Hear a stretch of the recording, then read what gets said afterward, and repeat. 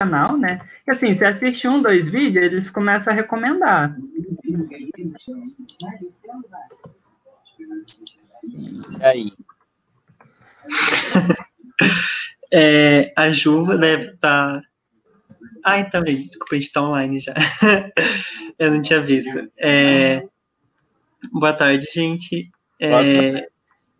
Agora a gente vai falar com você, a Lucy, e com o Daniel sobre ciência, né, em relação com LGBTfobia. Então, eu peço que primeiro vocês se apresentem e depois depois vocês podem dar início à discussão de vocês. E faltando mais ou menos 5 minutos, a gente abre para comentários e perguntas, tá bom?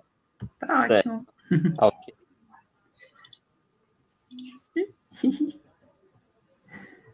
Quer começar, Daniel? Posso começar.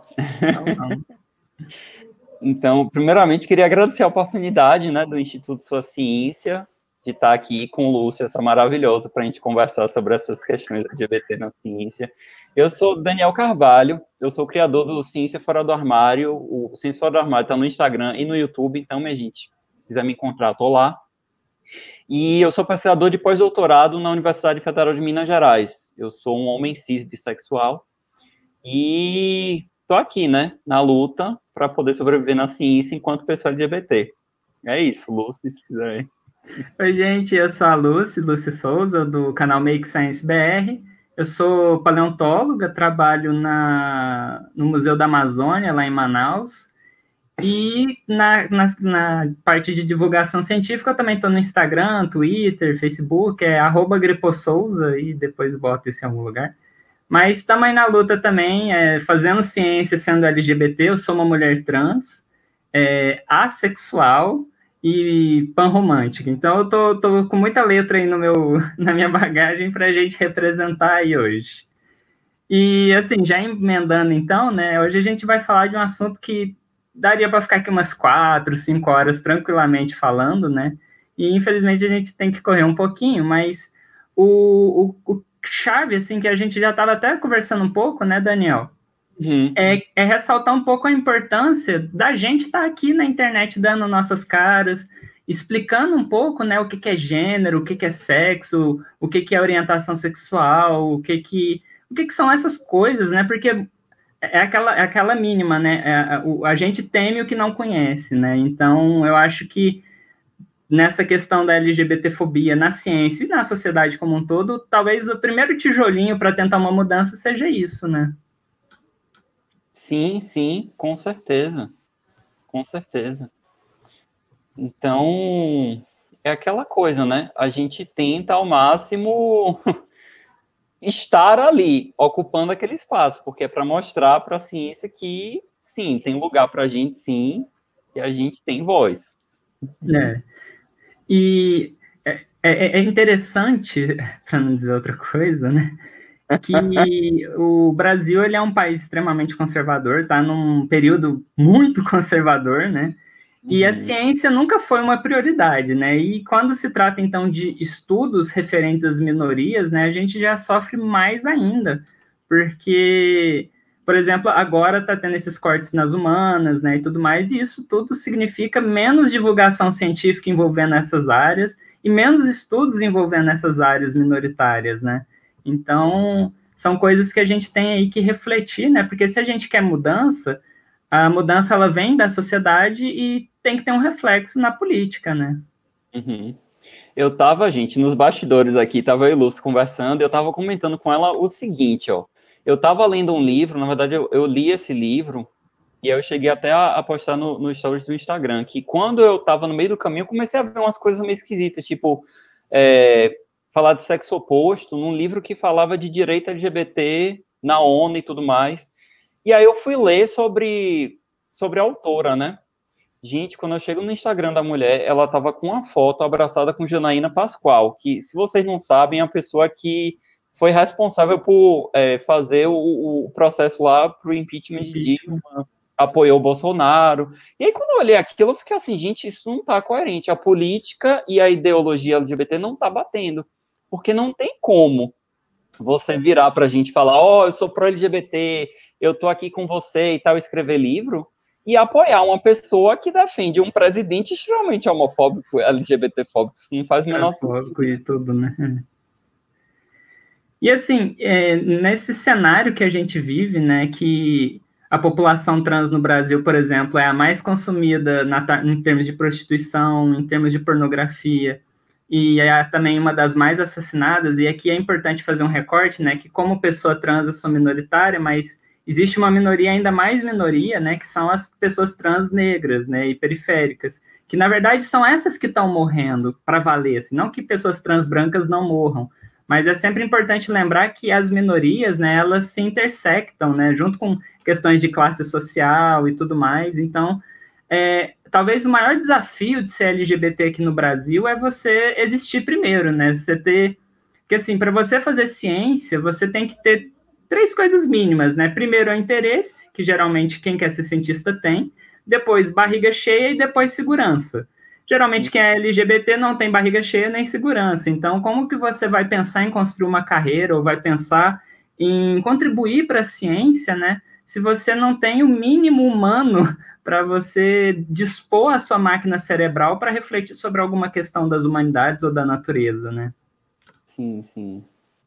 E é isso, assim, eu ainda venho de um lugar de muito privilégio, né? Porque, enfim, branco, cis, nunca tive problema financeiro na vida, tal. Então, assim, eu tô muito bem. E tem aquela coisa, eu para todos os efeitos, por ser bissexual e não ser assim tão, entre muitas aspas, chamativo, eu ainda passo como hétero em muitos lugares. Então, assim, ainda consigo navegar pela ciência não sofrendo tanto. Mas é aquela coisa, não significa que você não sofra. Porque, por exemplo, não tem muito tempo, eu ouvi um professor falar que laboratório que tinha muito homossexual dava mais picuinha. Tá me dizer que isso não é homofobia, não? Que isso não é uma violência? Na universidade. Então, assim, tem certas situações que a gente é obrigado a passar que elas são péssimas. Então... Pois é. Agora, assim, falando, por exemplo, da realidade das pessoas trans, né? Nesse ponto eu também sou privilegiada, porque a minha transição, ela aconteceu muito tardiamente na minha vida, o que cientificamente pode ser vista como um benefício, mas pessoalmente foi uma coisa muito danosa para minha existência, né? Mas quando eu transicionei, eu já estava terminando o doutorado. As pessoas que vão fazer pesquisas comigo por boa parte da minha vida já me conheciam, já tinham uma amizade e me aceitaram muito bem, né? Mas isso não é a regra. A regra é que as pessoas que são trans, né, elas se entendem como trans muito cedo e lutam pela sua identidade muito cedo. E no nosso país isso acaba resultando em expulsão de casa. As escolas não estão preparadas para lidar com essas questões de minorias, né? Então também acabam muitas vezes expulsando ou não propiciando uma estadia dessas minorias nas escolas. Então você já tem as pessoas trans, no caso, né, expulsas de casa, da escola, e acaba que a prostituição vira, ou outros empregos informais, né, sendo menor de idade, a maioria das vezes acaba sendo o único subterfúgio. E aí, como você quer que você tenha pessoas trans fazendo suas pesquisas sobre qualquer coisa que elas tenham vontade, mas também fazendo pesquisas sobre a sua própria realidade trans, se elas sequer muitas vezes têm um ensino médio fundamental ou sequer têm a capacidade de entrar em faculdades, né? Então, a gente tem que sempre refletir que as pessoas trans não se interessam em ciência. Não, não é isso. A gente não... entra aqueles 3 fatores para ser cientista, né? A barriga cheia e a segurança. A gente não tem isso para poder se preocupar com ciência num primeiro momento. Então, isso é uma realidade muito triste que a gente tem que mudar. E, assim, volta à política, né? Existem alguns esforços para isso, e um deles, por exemplo, é a conscientização, são a explicação, né? O debate de questões sobre LGBT na escola mesmo, né? Tipo, entender o que é gênero, entender por que uma pessoa trans existe, o que é uma pessoa trans. E passando disso, né, quando a gente vai falar na parte que produz ciência, que é ali na graduação e pós-graduações, né, o trabalho de cotas e tudo mais também tem uma importância muito grande para gerar essa inclusão num primeiro momento e essas pessoas incluídas lutarem para que não seja necessária no futuro a manutenção das cotas, porque vai ser feito um trabalho de base na sociedade que vai desmoronar todos esses preconceitos opressores que existem sobre essas minorias. E aí você não precisa de uma cota inclusiva quando você realmente consegue nivelar as taxas de competição, vamos dizer assim, coisa que não acontece no Brasil, né? Pois é, com certeza. É aquela coisa, o meio científico, assim, se você é uma pessoa que vira e fala, olha, tem muita gente LGBT onde eu trabalho, a ciência, ela é receptiva, sim. Falo, gente, olha só, segura esse pensamento e pega na minha mão, vem aqui com calma. Não é porque você está vendo aquilo que significa que é uma coisa que dá para a gente expandir. Preste atenção no seguinte, quando você olha ao seu redor, as posições de poder, professores, chefe de departamento, coordenador, quem são essas pessoas? Porque, assim, na maioria das vezes, e em todos os lugares onde eu já trabalhei, já tive a oportunidade enfim, ao longo da carreira, né, eu fiz graduação em universidade, mestrado em outra, doutorado em outra, agora estou fazendo pós-doutorado em outra, e em todos esses lugares era a mesma coisa. Os homens cis, hétero, brancos, em sua maioria, eram as pessoas que detinham o poder dentro da universidade. Então, assim, a gente tem que tomar muito cuidado, né, com essa visão que a gente tem, que a gente às vezes pode ter essa falsa sensação. Porque, de fato, hoje em dia eu vejo mais colegas abertamente LGBTs e tal, e isso é ótimo. Porque significa que a gente está vindo aí com a geração nova que a gente vai começar a ocupar esses espaços, e aí o choro é livre. Mas, por enquanto, a gente ainda está na luta, né? A gente tem que lutar contra essas coisas. Lúcia, se eu puder falar só mais um pouquinho, que eu queria falar de um assunto aqui, que é de artigo científico. Que, assim, eu acho que é uma coisa que as pessoas não param para pensar muito. Que quando...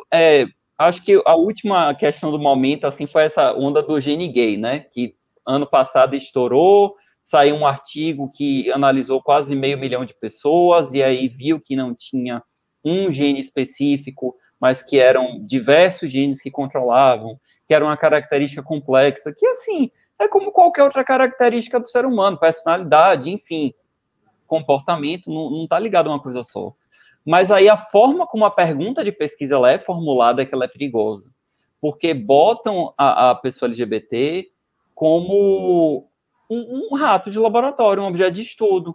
Ah, vamos estudar aqui porque é diferente e tal. E aí, quando você para, gente, fala isso, é diferente, você está assumindo, de uma forma velada, que ser heterossexual é o normal, é o seu controle, é o seu grupo padrão, e ser LGBT é o diferente que merece ser estudado. E assim, meu povo, se você para fazer uma pergunta de pesquisa, quais são as bases genéticas do comportamento sexual? É uma coisa. A pessoa hétero vai estar lá no meio. Ela vai estar sendo estudada junto com a LGBT. Mas quando você para pensar, o que está ligado ao comportamento homossexual? E aí usa o hétero como controle, aí você, peraí. Então vocês estão tirando a gente da jogada. A gente sequer sabe por que a gente é hétero em algumas circunstâncias, né? Tipo, tem que explicar isso também. Enfim, é como se não precisasse saber. A gente precisa saber, sim, isso é muito interessante. Não, isso que você falou, para quem vem da biologia, né, é fenótipo. Fenótipo é gene, morfologia e ambiente. Então, são comportamentos, são questões complexas que têm uma origem complexa, que não é assim, uma chavezinha liga, desliga, você é determinada coisa, né? Igual ano passado que a gente conquistou a não patologização das pessoas trans. Então, assim, e homossexuais foi o que? Há uns 20 anos atrás também? São coisas muito recentes dessas desconstruções que a gente está conseguindo proporcionar, né? E nisso que você falou também das pesquisas, de os LGBT acabar sendo ratinho de laboratório, né? É importante que não crie essa ideia, né, de vou fazer um trabalho de estudo LGBT porque eu tenho interesse na causa, mesmo eu sendo uma pessoa hétero cis, e vou então chamar uma minoria para fazer parte do trabalho só para chancelar. Não é assim. Você tem que... Ou, tipo, é uma parceria. A pessoa LGBT ali tem que também fazer parte do trabalho. Você não pode simplesmente pegar a pessoa como um carimbo de garantia da pauta que você está levantando. E é aquela coisa, quando a gente fala isso, a gente não quer que os estudos sobre questões LGBT sejam feitos apenas por pessoas LGBTs. A gente quer estar lá, gente, porque a gente não está lá. Esses estudos, quando a gente vai ver, claro que a gente não tem como saber às vezes, mas assim, dado o cenário da ciência, é muito provável que esses estudos de questões LGBTs estejam sendo feitos por pessoas hétero. E se você for uma pessoa hétero que está envolvida nesse tipo de estudo, repense um pouco, vê se não tem nenhum cientista que você possa chamar que tenha conhecimento de causa, que trabalhe naquela área para poder escrever o artigo junto com você, sabe? Porque a gente acaba vendo uns erros grotescos nos artigos que são sérios, e se você não é LGBT, aquilo passa batido, mas para a gente que é, por exemplo, uma coisa besta, você lê um artigo sexo oposto. Gente, sexo oposto, você está pensando num sistema binário. Só existe homem e mulher. Mas não é assim, entendeu? Então a gente tem que tomar cuidado com a linguagem que a gente usa. E vocês que são pessoas héteras que estão nessa área, vocês podem ajudar muita gente se inteirando desse assunto, né? Não deixar só na mão da gente, mas vocês também aprenderem, não esperar que a gente vá ensinar. É claro que a gente vai ter esse cuidado, né? Muitas vezes. Mas assim, isso não tira a sua responsabilidade de estudar um pouco a causa, de ler um pouco sobre, de acompanhar essas pessoas. Quem são as pessoas LGBT que vocês seguem? O que é que vocês consomem? O que é que vocês assistem? É uma maneira mais fácil, entendeu? De você se inteirar do assunto sem precisar ler um monte de livro, por exemplo. Pronto. Se vocês quiser, eu entrei, mas quiser concluir o que estava falando? Eu acho que, para fechar, assim, com o que o Daniel falou, né? A ciência LGBT, ela está sendo feita nas exatas, nas engenharias, na STEAM como um todo, né? E o que precisa mudar é a sociedade, é o sistema capitalista opressor que precisa de ter essa opressão para funcionar, e enquanto essa opressão existir, as minorias vão sofrer e não vão ter o espaço devido. Então, a gente tem que repensar a nossa sociedade. E ano eleitoral, leiam as propostas de governo, aí não lembro, é prefeito, né? Prefeito, vereador, leiam as propostas de quem você vai tentar votar e tenta levar em consideração, mesmo você não sendo LGBT, se ele tem alguma linha ali falando o que ele pretende fazer para essa minoria. Isso é uma forma de mudar a sociedade. A gente vive numa sociedade democrática, então a gente precisa, democraticamente, eleger pessoas que vão nos representar. Então, muita consciência nesse ano eleitoral, vamos ler as propostas de governo e fazer aquilo que a gente acha certo ser refletida dentro ali da política, né? Sim, então agora a gente vai abrir um espaço para perguntas, tá bom? Essa é a primeira pergunta da Jennifer Evangelista. Boa tarde. Qual o maior desafio encontrado na ciência para pesquisadores LGBT?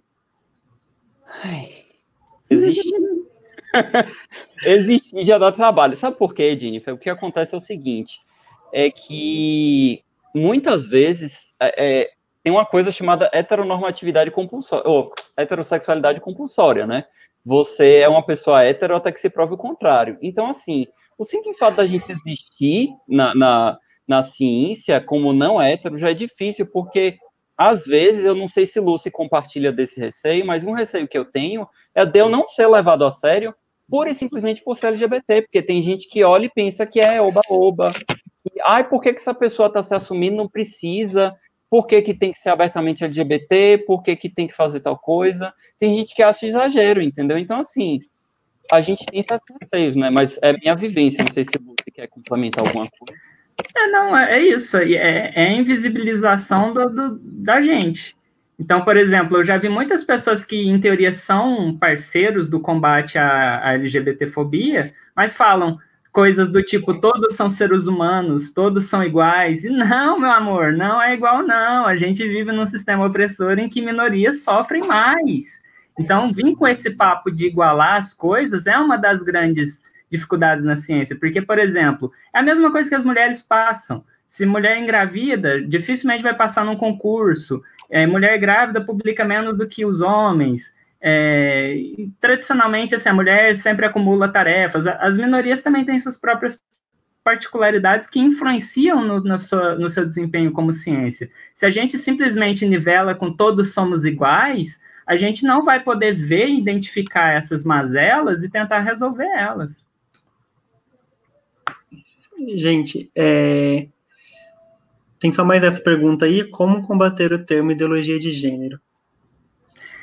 Divulgação científica e mudar os planos de ensino básico, incluindo essa pauta para elucidar justamente o que é. E a divulgação científica para tentar desconstruir as pessoas que já passaram pelo ensino básico. Eu acho que essa é a saída. Assim. Educação. Certinho. Gente, então são só essas dúvidas e a gente já deu tempo, a gente vai encerrar por aqui, mas espero ter outra oportunidade para a gente poder conversar mais sobre esse assunto, conseguir aprofundar, porque é um assunto muito interessante. Eu também, inclusive, tenho várias perguntas, mas não vai dar tempo, mas espero numa outra oportunidade a gente consiga conversar com mais profundidade sobre isso, tá bom? A gente agradece muito a participação de vocês. E agora a gente vai para a próxima live, tá? Tchau, tchau. Muito obrigado. Gente, obrigado. Tchau, tchau. Obrigado. Tchau, Valeu, tchau. Daniel.